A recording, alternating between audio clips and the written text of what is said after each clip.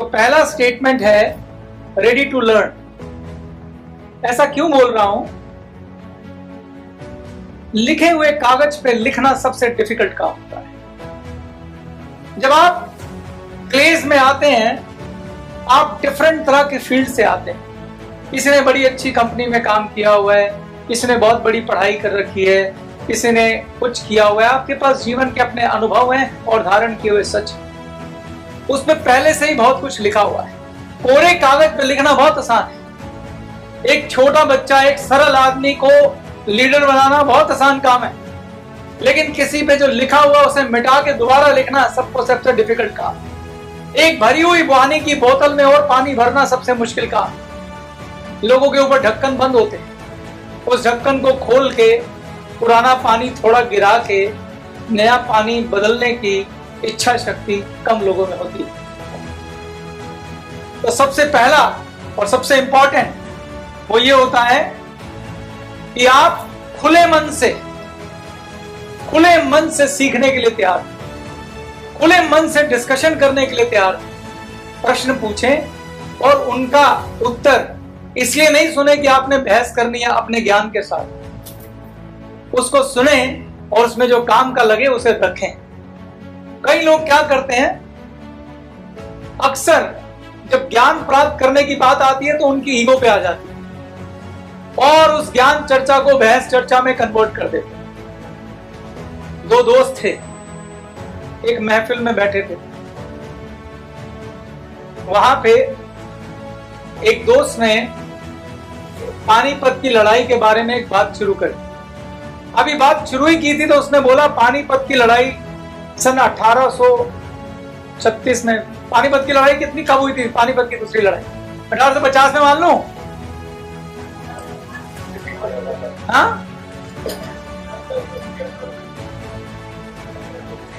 1776 में, 1476 में। सर 1526 ईस्वी में पहला युद्ध हुआ था पानीपत का।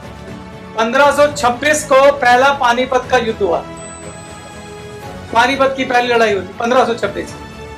आपको मालूम है ये सब मैं जानबूझ के कर रहा हूं जो हो रहा है। उस महफिल में भी यही हुआ था।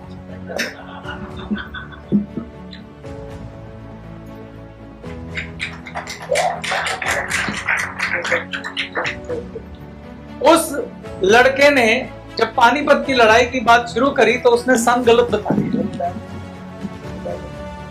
उसने 1526 की जगह शायद 1570 बोल दिया। अब वो बात जो वो करना चाहता था वो बात तो साइड हो गई और वहां बहस हो गई कि पानीपत की लड़ाई हुई कब।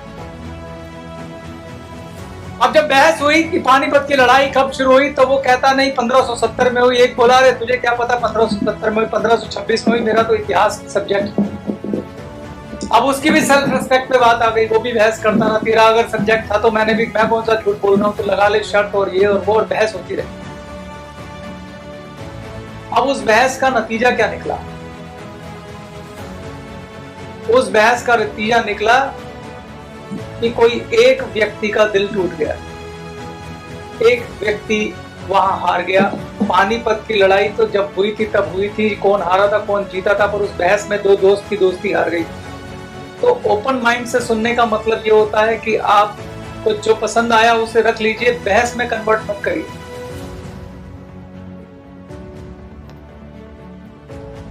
ओपन माइंड से दूसरे के विचार को सुनिए। कई बार कोई संदेश वाहक आपके लिए क्या संदेश लाया आपको नहीं मालूम। तो पहला गुण एक लीडर का यह होता है कि वो दूसरे को सुनता है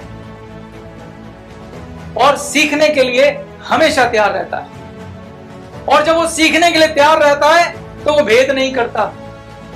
वो इस तरीके से जीता है कि हो सकता है बच्चा मालूम नहीं कौन सी बात कह जाए। वो अपनी ईगो को साइड में रखता है, वो अपने उपाधियों को साइड में रखता है, अपने अनुभवों को साइड में रखता है। जब वो सुन रहा होता है तो सिर्फ एक ही काम करता है, वो सुनता है। इस पहली लाइन का यही मतलब है कि सीखने को हमेशा तैयार। वो लोगों को जज नहीं करता। अगर एक किसान किसी गांव से आया है और आप बहुत पढ़े लिखे हैं और आप ये सोच रहे हैं कि उसको कुछ मालूम नहीं है, तो आप गलती पे हैं। हम सब लोगों ने पढ़ाई की है, फर्क इतना है आपने स्कूल की पढ़ाई की है और उसके पास जो पढ़ाई और है वो अनुभव की पढ़ाई है और आपसे ज्यादा पावरफुल है। खाली स्कूलों में सर्टिफिकेट लेने से पढ़ाई नहीं होती है, अनुभव से बड़ी पढ़ाई कोई नहीं होती है।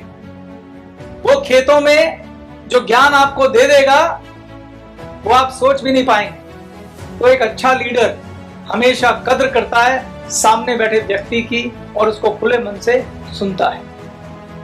उसके बाद सुनने के बाद फैसला करता है कि मुझे इसमें से क्या रखना है और क्या नहीं रखना है, उसको कसौटी पे तोलता है।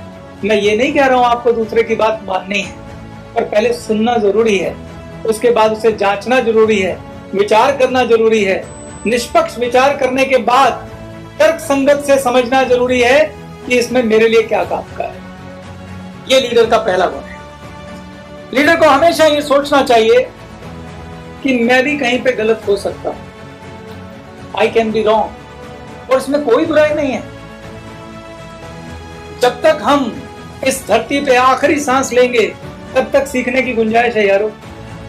और उसके बाद अगला जन्म ले लें और पिछला जन्म याद रह जाए, उसके बाद सीखने की भी गुंजाइश। तो सीखना तो एक फॉरएवर की प्रक्रिया है, कभी ना रुकने वाली।